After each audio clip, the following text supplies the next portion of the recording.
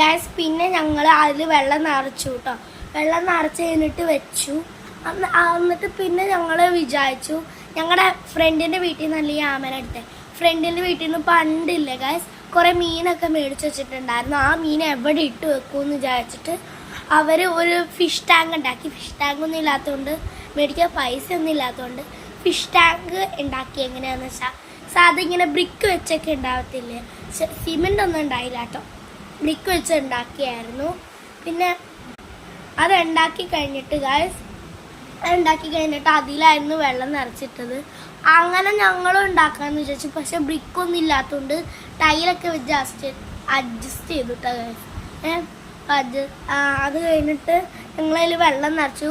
അതിൽ ഇടയ്ക്കിടയ്ക്ക് കുറേ ഗ്യാപ്സ് ഒക്കെ ഉണ്ടായിരുന്നു കേട്ടോ ഗൈസ്. ആ ഗ്യാപ്സ് ഞങ്ങൾ മണ്ണ് വെച്ച് അടച്ചു. പക്ഷേ അതിൽ നിന്നും വെള്ളം പോകുന്നുണ്ടായിരുന്നു. അടിയിൽ നിന്ന് കുറേ കുഞ്ഞു സാധനങ്ങളുണ്ടായിരുന്നു. അതിൽ